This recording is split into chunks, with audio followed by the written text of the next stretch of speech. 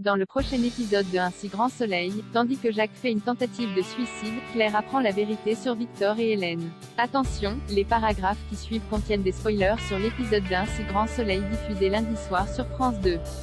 Si vous ne voulez rien savoir, ne lisez pas ce qui suit. Lundi 8 août dans Un si grand soleil. Jacques fait une tentative de suicide. Il fait nuit lorsque Marc reçoit un appel d'un employé de l'exploitation pour le prévenir de l'arrestation de son père. Tandis que Louis cherche à comprendre ce qu'il se passe, Marc lui apprend que son grand-père a été placé en garde à vue après avoir falsifié des documents pour avoir une facilité de pièce. De son côté, Myriam contacte Claire dans l'espoir de trouver à Jacques un bon avocat. En parallèle, Jacques reconnaît les faits qui lui sont reprochés. Après lui avoir rappelé qu'il est passible de 3 ans de prison et de 45 000 € d'amende pour faux et usage de faux, Élise demande à Jacques s'il a parlé à quelqu'un de son intention de falsifier le contrat. Bien qu'il comprenne rapidement que c'est Léonore qui l'a balancé à la police, pendant ce temps, Marc dépose Louis au club de tennis et croise Léonore à laquelle il annonce que Jacques a été placé en garde à vue. Cette dernière lui révèle alors que Jacques l'avait mise au courant de son intention de falsifier des documents pour sauver son entreprise de la faillite. Comme Marc cherche à comprendre pourquoi il ne lui a rien dit, Léonore lance méchamment qu'elle n'y est pour rien si son père ne lui fait plus confiance.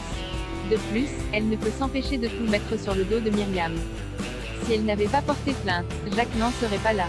En colère, le journaliste prend la défense de sa compagne et lance que c'est Elisabeth qui a pris cette initiative. Non loin de là, Jacques a été convoqué par la juge Alphand qui indique qu'il est libre jusqu'à son procès.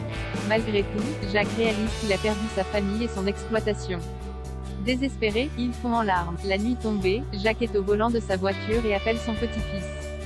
Il lui laisse alors un message vocal en lui disant qu'il espère qu'il pourra lui pardonner. Jacques défait ensuite sa ceinture de sécurité, accélère et s'encastre dans un mur. Claire apprend la vérité sur Victor et Hélène. C'est le dernier jour d'Hélène en médecine interne.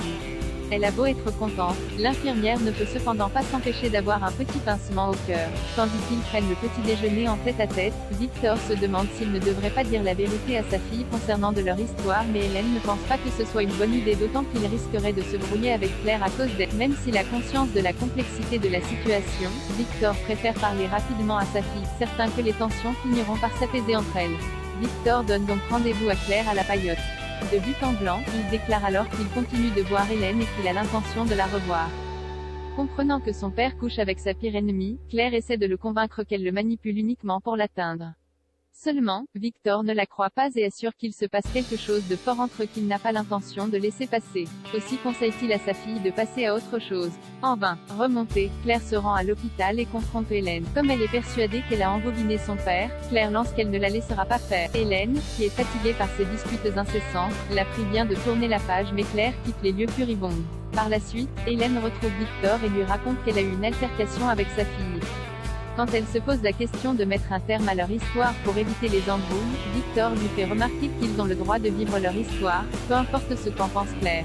Il lui offre donc d'avancer au jour le jour, en attendant qu'elle accepte la situation. De son côté, Claire se confie à Florent. Les larmes aux yeux, elle déclare qu'elle commence à avoir l'impression que tout le monde est contre elle. À bout, elle envisage même de couper les ponts avec son père, mais Florent le lui déconseille vivement. Convaincu que leur histoire ne va pas durer, il enjoint sa compagne à faire le dos rond en attendant.